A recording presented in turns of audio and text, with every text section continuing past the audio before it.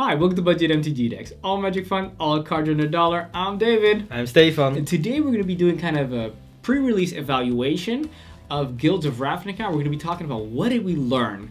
So I'm going to start the ball rolling by saying that when it comes to Limited, I liked doing the pre-release. I thought it was a lot of fun. I liked the cards that I played. I liked the mechanics that I saw. So in essence, in a summary, I would say I'm very pleased with this set. However, I do have to say I only was able to play one pre-release. Stefan was able to play 3 pre-releases spread over 3 days.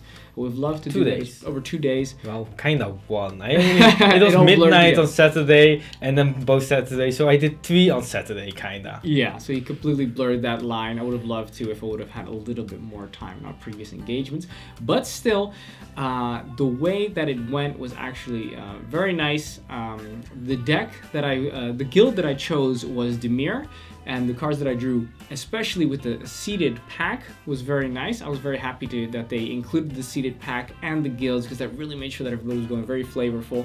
I was able to splash 1 extra color, which was green to go Sultai color, so I was kind of playing half Dimir and a little bit of Golgari in my deck because there were just some really strong Golgari cards. But the strong Golgari cards did not come from the Golgari theme, which was Undergrowth, and I found that that mechanic was kind of weak. I noticed that in some games Convoke was very strong, and in my own deck, Surveil was also very strong. Mentor I did not see do very much. Okay, let's just give you a little summary of how this is in either case how I experienced the cards. Stefan, how did you experience the cards? Well, first I played Golgari, and then I splashed Celestia. I tried to go white and as an Undergrowth, but it was a bit underwhelming. But maybe because I flooded out a lot of times and I didn't draw any lands, so that wasn't really a good comparison, because I still think the deck was pretty good. And like you said, Undergrowth was really underwhelming, Convoke was really nice, and Celestia had really nice ways to actually go kind of white. And then I played Izzet and I paired it with Boros, and that was actually also a pretty cool deck because I had a lot of small creatures and a lot of things to pump it up, so I could mentor a creature to a 4/6 flyer or something like that. And I've done that a couple times and that was really nice actually. I liked the mentor. Izzet was a little bit underwhelming. Izzet was the least favorite guild, and then the last one I played Dimir, and that was interesting for me because I had so many things in Dimir that I only played Dimir. Yeah. And I think Dimir was really strong and a lot of people really liked playing Dimir. The Surveil is really good because you can search for your answers, go through your deck, but the way that I built my deck, a really slow and grindy game, I barely put anything in my graveyard. Yeah. The cards which I think were the strongest in my deck, I was going Dimir with a little bit of Golgari. I think one of the cards that was very strong. If you want to see the deck in action, you can look at the gameplay later on. Yes. Because we played my DMA deck against David's DMA deck. Yes. We're gonna have the link at the end of the video, so you gotta stay till the end of this video, then we'll put up the link for that. The card that I think did very well in my deck, surprisingly, had 2 Notion Rains. This is the card that for 3 mana allowed me to Surveil 2 and draw 2 cards and lose 2 life. It gave me a lot of value. I really liked digging through my deck. The Surveil was extremely strong.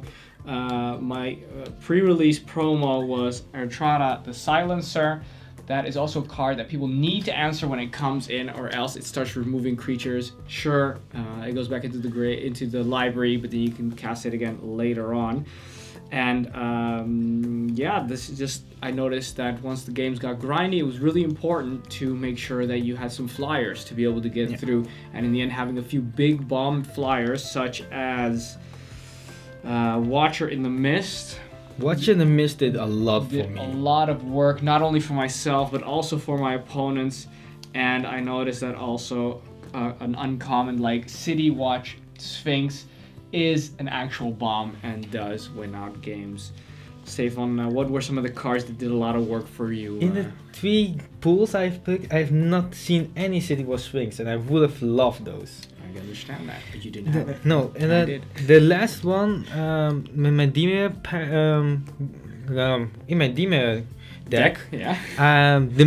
this information campaign did so much for me because I had 8 Seville cards, and which means at one point I drew about 10-12 cards, and the opponent had to play everything constantly, because if they didn't, I kept bouncing both of them back, playing them, they have to empty their hand, and I kept on drawing, and I could do that constantly, so I kept doing it again.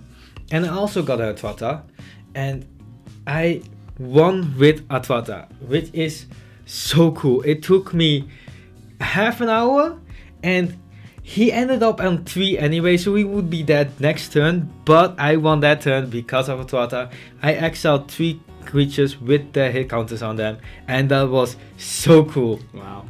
Amazing. And, yeah, and it's really interesting because you have to shuffle Atvata back, and then one guy kept putting Atvata on top.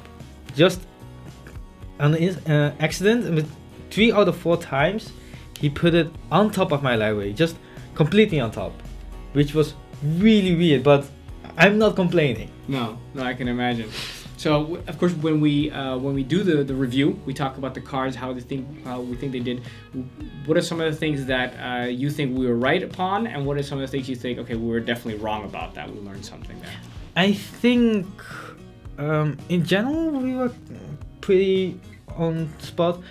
A lot of people did like the 1/1 flyer with lifelink. I still don't like it. I still don't like it, but I saw everyone playing it, everyone was like praising it, everyone I talked about it was like, I don't really like it, it doesn't impact that much. If you attack a couple times, you still don't really do that much damage. But a lot of people love that card, and I still don't know why. Yeah, similarly, I saw people playing the 1/1 black flyer for 1, which can tap, and you sacrifice, you pay some amount of mana, and then you can have your opponent discard a card. People will say, yeah, it's flying, it deals damage, you can block, it can make a discard, it does everything. And I was not able to convince them that I thought that it was not a card that did very much, or was worth the card slot inclusion. I think a card, so we're not actually sure whether those cards are any good.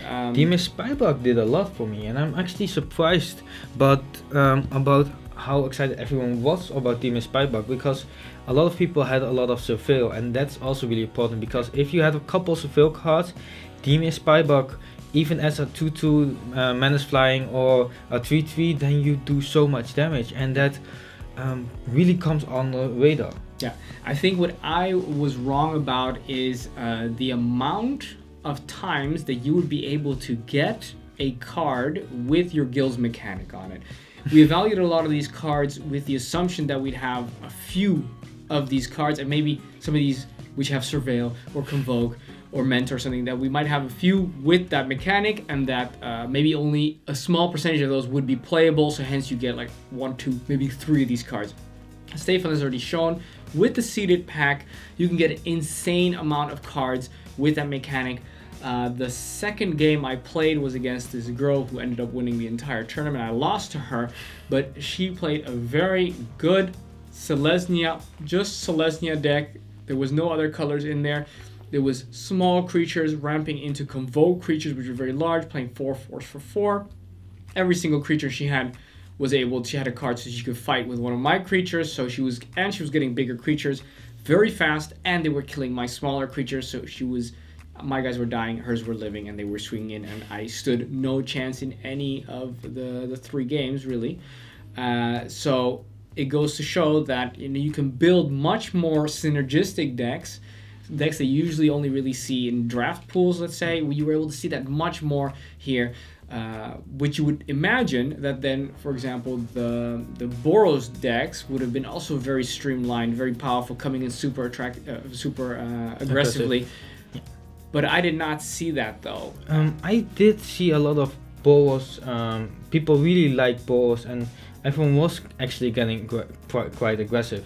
And with my Izzet deck, I actually went mostly Boros, because I had a lot of really good mentor cards, and it was a lot of small creatures that can grow big and flyers. So I did see that aggressive board strategy with a bit of myself, but also a lot with other people. Okay, and did it pan out for them? Did you feel that was a strategy that was? Did you feel like that mentor mechanic, that theme, that synergy was strong enough to beat your surveil theme for you? I think in general it was actually pretty strong, but I don't know because I also had like my Dimir deck, and it's pure Dimir, only had 11 creatures. That is absurd low amount. That is absurd low amount, and I have like 6 removal spells, and I was, but that's also because my pool didn't really have didn't have any creatures for the rest, and I could get a bit more removal, more creatures with red, but I don't think that was worth it. So I kept it like this. So it was a slower deck, and then I stumbled on my mana, and then the boss deck just killed me out of nowhere. So that helped.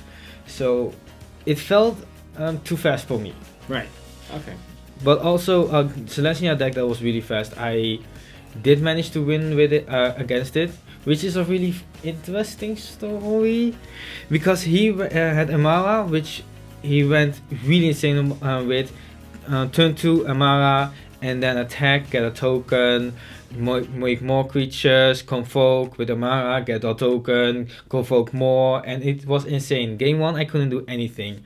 Game 2 I had the Price of Fame, so I could kill his Amara on turn 2, which was really important because then I could go onward and then just win with it. Removal, draw spell, disinformation campaign, and then I just kept on removing stuff, and at one point I didn't really have anything, and he had a 7/5 hexproofer and he was done with it. He's like, you know what, never mind, let's go to game 3. He had a decent chance of winning because the 7/5 hexproofer I can't get rid of. Right. And then game 3, I kept removing stuff, and you could just see the life just go out of his eyes. You could see him just get sadder and sadder. And I think that's actually kind of funny, but I talked to him later. Normal humans with normal emotions would feel something called remorse or empathy. Stefan in this situation is showing a classic example of how not to feel. It was really bad. I kind of began to feel bad because good. Hold on to that feeling. That shows that you're still human, Stefan. That shows your humanity. It was a bit sad because you really saw the life drain out of his eyes. Okay, good. Sad is the feeling we're looking for. But later I talked to him and it was fine, but he did lose the next game and then he dropped. Of course, he was demoralized by that humiliating defeat, Stefan. What were you thinking? You don't think, that's the problem, alright? I like my removal. That's good. That is absolutely true. I gotta say the card, the common card, Deadly Visit, was an all-star tier 1. I think we were very right about that card. The 5 mana is not too much to pay, considering also the fact that it gives you Surveil 2 as well, which is nice to make sure you dig for that bomb or that other piece of removal that you're looking for. So that is also a super strong card. For me, in conclusion, I got a box waiting for me so I can start opening up packs and playing again. Probably with Stefan as soon as possible. So yeah, I'm excited about the set. I like it. The synergy is fantastic. The cards that I want to see in Commander, not so much. For the other formats to play with, I'm a little bit less excited about that. But just as sealed or draft, so limited, I do enjoy it very much. Yeah, I think it's a really fun limited format because we have so many color combinations that you have easy access to. But the whole constructed and stuff like that, the cards in general in itself, I'm not really that much of a fan. No, I get that, yeah. So yeah, I'm still excited about it, and I think it's really fun to just play limited with your friends. Absolutely. Well, that is it. I hope that you guys enjoyed our little evaluation of the set and to learn what we learned from the cards. I'd like to thank you for watching.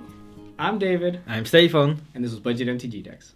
And don't forget to look at the gameplay. Yeah, that's the link should be good one, Stefan. The link should be on your screen right now. This is the link. Thank you for your patience for sitting through this. This is going to be a video of us two playing our pre-release decks against each other. Enjoy.